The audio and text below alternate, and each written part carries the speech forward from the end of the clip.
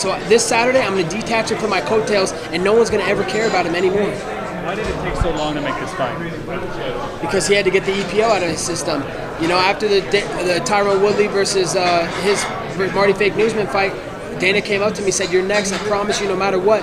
And that's another thing why I'm at odds with them. Another unfulfilled promise. Then they came to me with the Ruthless Robbie Lawler fight, and they said, "You have no choice. You either fight Robbie Lawler, or we'll just freeze you out and you'll never fight again." So, you know, it's taken a long time because Marty Fake Newsman had to clear that EPO out of his system.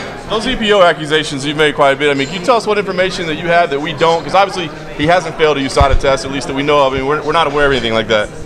Yeah, I mean, a lot of secondhand knowledge. You know, a lot of his teammates had told me that, and I mean, look at his physique. Look at the fight in the Emil Meek fight when he gassed out in 3 rounds, and then he goes 5 hard rounds with Tyron Woodley. I mean, it's night and day different person, but you know, and USADA, you know, they don't even test. They didn't even test me one time leading up to this fight, and I mean, they know I'm clean. That's probably why they didn't test me. But where's the testing? You know, like.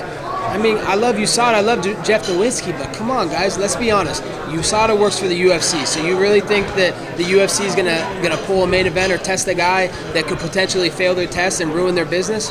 I don't think so. Did you think about asking for an EPO test? Did you think about saying, "Hey, can you guys do this"? I did ask for it. You know, I asked extensively to USADA behind, you know, in emails and whatnot, and you know, I was hoping they were going to do it. I was willing to pay $25,000 to Usman if he could piss clean in a cup in New York, but he couldn't do it. He just completely avoided the subject. I brought it up twice to him, and he just acted like he couldn't even deny it. So I think it showed his reaction at the press conference. He's obviously on steroids.